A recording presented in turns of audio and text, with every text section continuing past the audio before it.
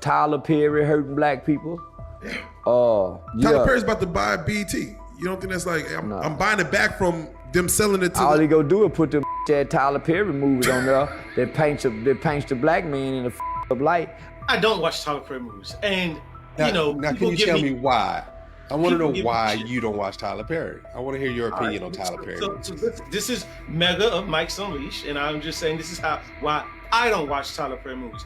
I think Tyler Perry movies are all very stereotypical when it comes to black people. He enhances the sort of the negative aspect of blacks. I do see him with some shows. I hear about it. I wasn't a fan of the Madea character. I didn't see what all the hoopla and everything, all that the character was about, which was too funny. It didn't click to me. But when I've seen some of her, not just her, but when I see Tyler Perry shows, they're just very stereotypical, and I'm just like, I'm out of that. Y'all, I am 7 minutes and 9 seconds into this new Tyler Perry movie. It's called Tyler Perry's Divorce in the Black, and it launched on Amazon Prime. I'm 7 minutes and 9 seconds into this movie. At what point do we say enough is enough, Tyler Perry? At what point do we say we will not watch these films anymore until you hire some writers? 7 minutes and 9 seconds. Like, I'm not lying. I'm 7 minutes and 9 seconds into this movie, and this is already one of the most ridiculous things that I think I've ever seen. Let's be very, very clear. It is possible that there isn't anything funnier than a guy in a dress. And if that's the case, then it might also be said that there's nothing funnier than a black guy in a dress. Okay, well, I watched all of my friends throughout my entire life be able to dunk a basketball, but not me. So everybody can't do everything. So, some of us make choices. I think it's not a biggest choice for others. I'm saying at the end of the day, Kevin doesn't have to worry about what people are going to say about him wearing a dress because of the long line of dress-wearing people before him. So now we had Big Mama's house 1, 2, and 3. Yeah. I've never seen Madea in a pantsuit. I think she wears dresses. So now I'm saying, why are we picking on poor little Kevin Hart? Because it was his turn next. There's a saying, when the devil ignores you, then you know you're doing something wrong. Wait a minute, I'm not done now. The devil goes, oh no, leave him alone. Man, he's my favorite. Don't you bother him. Yeah. Conversely, when the devil comes at you, maybe it's because you're trying to do something right. What happens when Hollywood's most respected and powerful legends all draw a line in the sand and refuse to work with one of the most successful black filmmakers of all time? Behind Tyler Perry's billion-dollar empire lies a dark and disturbing truth that A-list actors have refused to ignore. From the legendary Spike Lee's devastating artistic critique to the shocking workplace mistreatment allegations, and from the stomach-turning misconduct lawsuits to the systematic silencing of victims, the evidence against Tyler Perry is mounting. Let me ask you about Divorce in the Black. Tyler Perry's latest movie has been... Worst movie ever. Yeah, God. Humiliation ritual. Yeah. Tyler Perry has been making black people look like buffoons and idiots for years, and pawning it off as culture. Oh, this is our culture, this is how we is. No, that's not how we is, because I don't know no fat, skinny, medium-sized woman that would strip down ass naked in a church at a funeral and say that, no, that doesn't happen. That's not real. This isn't just another celebrity drama. This is the culmination of a decades-long artistic war that has been quietly brewing in the shadows of black cinema. And at the center of it all stands one man whose work has both uplifted and deeply divided an entire community: Tyler Perry. Why are Hollywood's biggest names now risking their careers to expose his alleged crimes? The truth is far more shocking than you can imagine. When the iconic filmmaker Spike Lee speaks, the entire industry listens. The Academy Award-winning visionary behind classics like Do the Right Thing and Malcolm X does not mince words, especially when it comes to the portrayal of black people on screen. His assessment of Tyler Perry's work isn't just a simple criticism. It is a surgical dissection of what he sees as a pattern of artistic malpractice. Each artist should be allowed to pursue their artistic endeavor. But I still think a lot of stuff that's on today is coonery and buffoonery. And I know it's making a lot of money,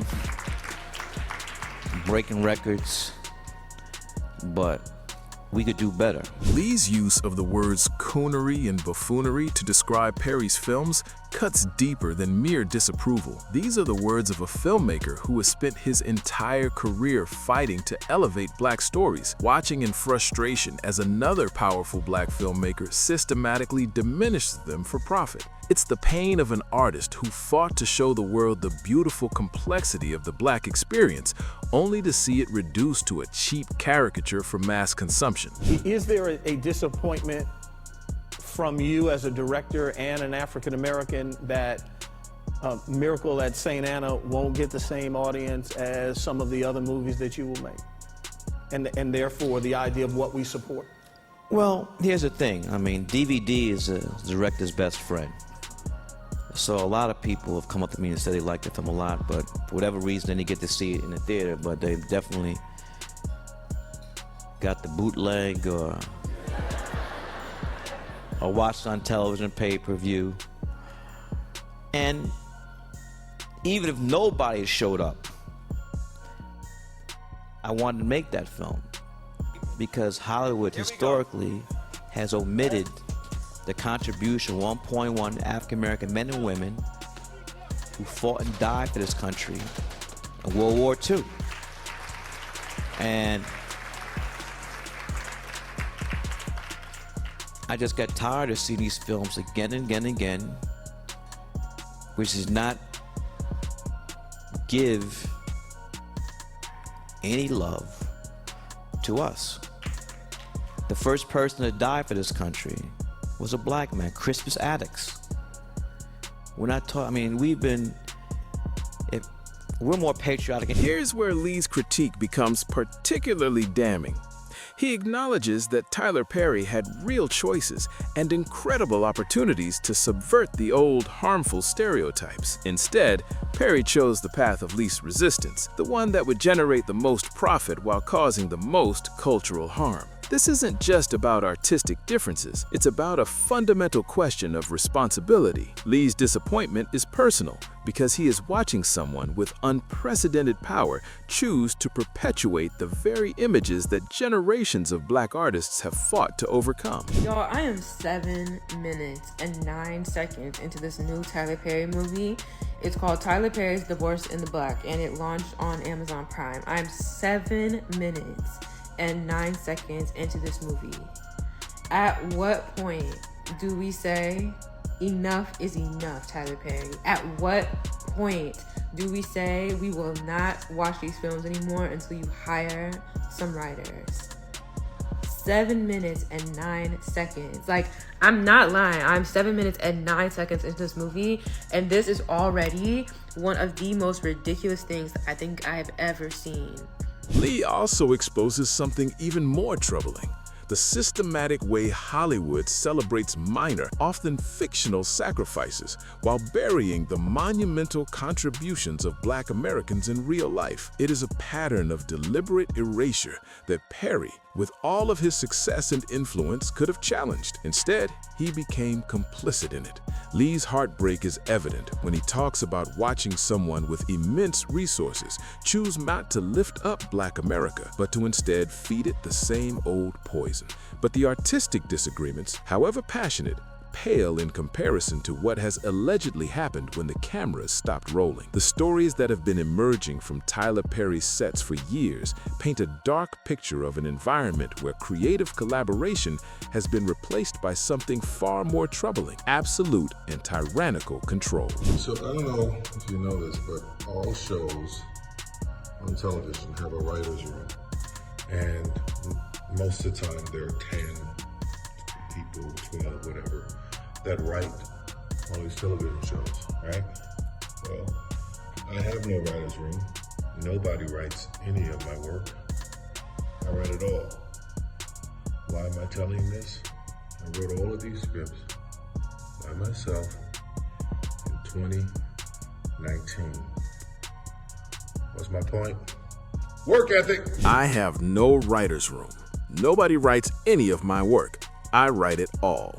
Listen carefully to Perry's tone as he proudly makes this statement. This is not the voice of a collaborative artist. It is the declaration of someone who had every opportunity to create something revolutionary, but chose to do it all himself. He possessed unlimited creative freedom, massive resources, and complete control over his narrative. He held the pen that could have written innovative, uplifting, and groundbreaking stories for Black America. Instead, he chose to pander to the very stereotypes that have damaged the Black community for generations. What makes his artistic crimes even more unforgivable is that he can't claim peer pressure or studio interference. Every harmful stereotype, every degrading portrayal, and every single moment that has made Black America look bad was a deliberate choice made by one man and one man alone.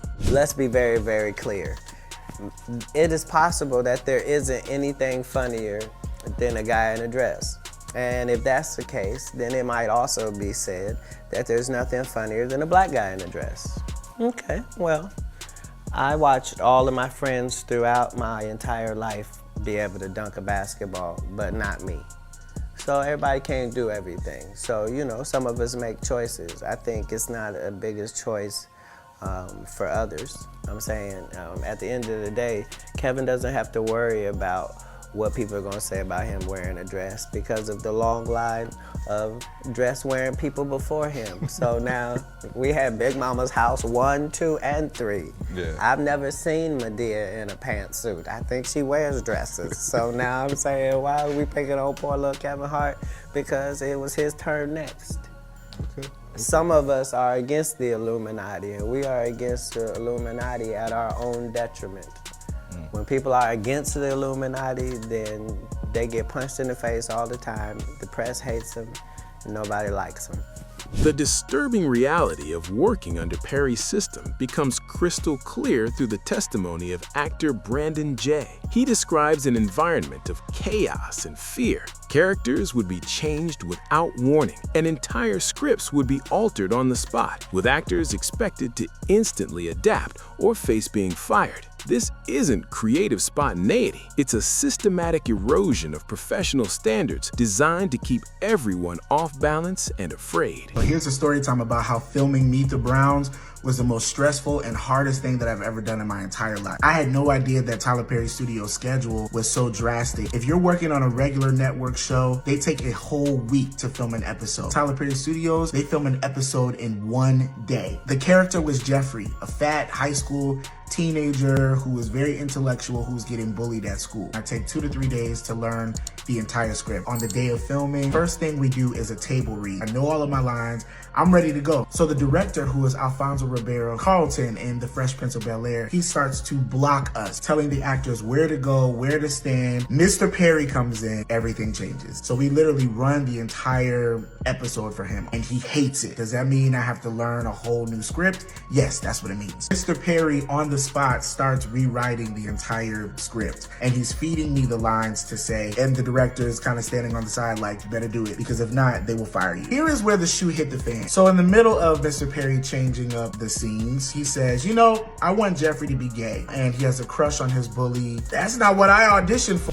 Jay describes a day on the set of Meet the Browns as the most stressful and hardest thing he's ever done. He explains that while a normal TV show takes a full week to film one episode, at Tyler Perry Studios, they film an entire episode in a single day. He came to set fully prepared, knowing all of his lines, only to have Tyler Perry walk in, declare that he hated the entire episode, and start rewriting the script from scratch on the spot, feeding the actors new lines right before they had to film. Then came the real shock. In the middle of this chaos, Perry decided to completely change Jay's character, suddenly making him gay with a crush on his bully. This was not the role he had auditioned for, and it put him in an incredibly uncomfortable position. But under Perry's system, there was no room for discussion. The director stood by silently, and the message was clear. You better do it, because if not, they will fire you. This is why legends like Denzel Washington and Samuel L. Jackson have maintained their distance from Perry for years. They have witnessed enough of Hollywood's power dynamics to recognize the difference between a director who demands excellence and a tyrant who demands absolute submission.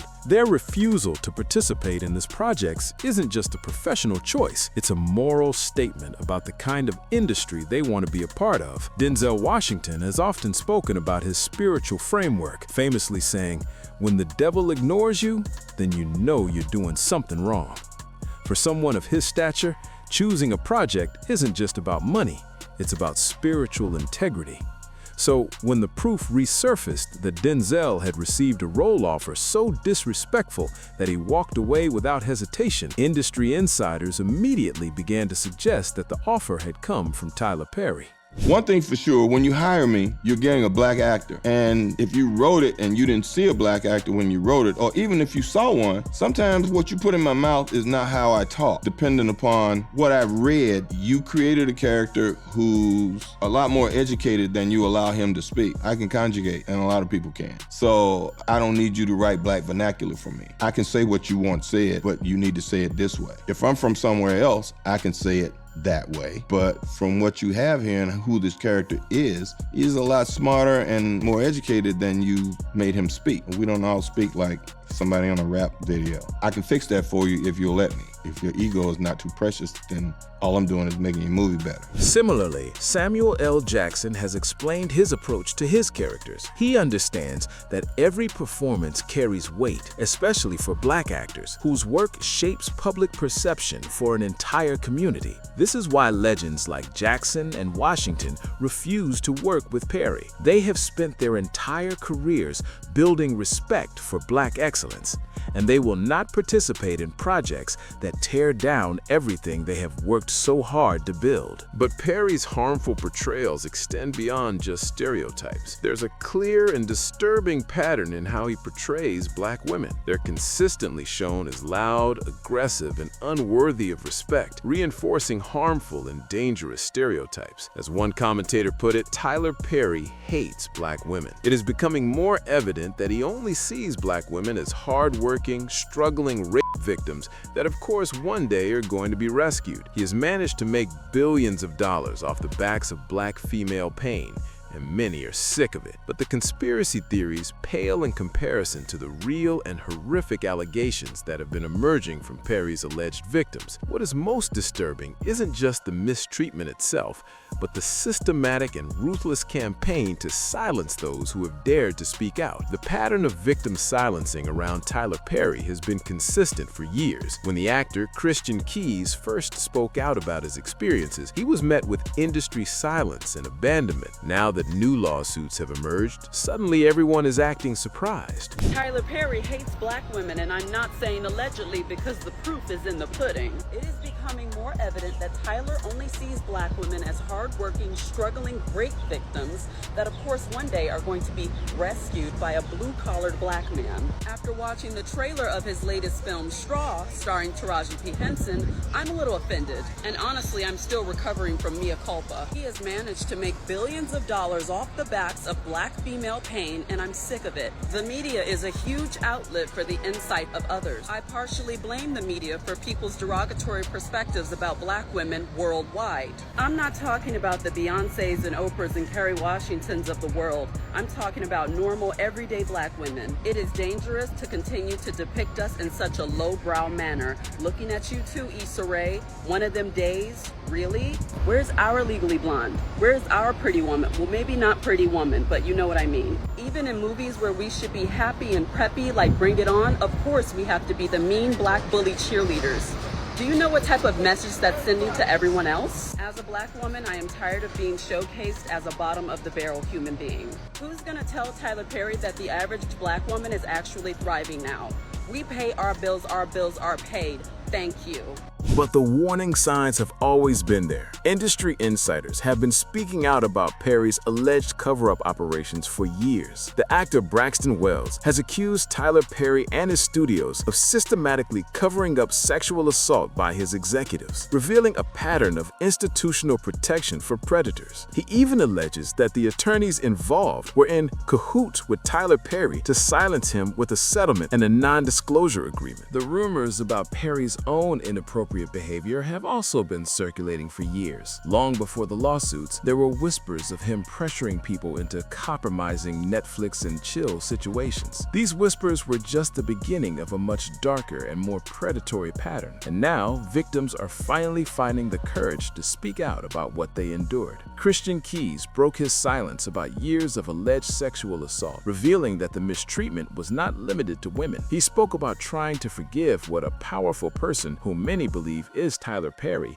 had done to him. But the most damning evidence comes from Keys' revelation that he started recording everything once the abuse began. He has proof, and he hinted that this powerful black man had many other young black men on his payroll. Can you explain that first alleged incident? Yes, we were over his house. We're having some drinks in his guest house, and it was late at night, and he has a guest quarters, and said that you can sleep there instead of not driving. And to his house is far from Atlanta and where I was living. And I got into bed, and then I noticed that he climbed into bed with me as well and started rubbing my leg. And I jumped up out of bed, and he has said, turn around so I can look at you, and just commented on how I looked, and then he got up and left. So I thought after that instance, it was pretty clear that I was not interested in that type of a relationship. It was very, very strange. I mean, I think it's okay that people try to make a move or shoot their shot, but if they get rejected, I think that they should stop. And so I thought it would stop after that. Derek Dixon's lawsuit provides the most detailed and disturbing account of Perry's alleged predatory behavior. His testimony about how he got his part in the show The Oval and how his character was suddenly killed off when he refused to give Perry what he wanted reveals the true and terrible cost of resisting Perry's alleged advances. According to the lawsuit, Perry spotted Dixon at a party, offered him a role, and even bought him a new car. But then, the texts and calls became constant and inappropriate. Dixon alleges that Perry invited him to his house, where an unwanted sexual advance occurred in the middle of the night. After Dixon refused, Perry's text became more direct, saying, "See, if my friends do stuff for me, I do stuff for them." The message was clear. This was quid pro quo. We started out having drinks in the living room like we, have done before, and it got to a point in the night where, we were both kind of feeling drunk, and I remember we were walking back to the guest area where I've stayed before, and there was this health monitor scale on the way. And I was like, "What is that?" And he said, "Well, you have to be in your underwear to measure, whatever, so you should do it." He reached down and pulled my underwear down and grabbed my and I tried to stop him and pull back my underwear up, and he kind of grabbed my arms and said, no, it's okay. Just go with it. And I said, stop, I don't want to be naked, I don't want this. And he was just like, no, I'm not gonna hurt you, and just continued. And in that moment, unless someone's been through something where they have their control over their bodies taken away, you don't really understand the kind of feelings that you get in that moment. It was almost like every thought came through my head: to run, to fight, to freeze. I didn't know. When Dixon continued to refuse, his character on the show was suddenly written off. This is why legends like Denzel Washington and Samuel L. Jackson have refused to work with Perry. They recognize the signs of a predator who uses his power to exploit vulnerable people, and they refuse to legitimize his system with their participation. This isn't just about artistic differences. It's about standing up against a pattern of abuse that has been allowed to fester in the shadows for far too long.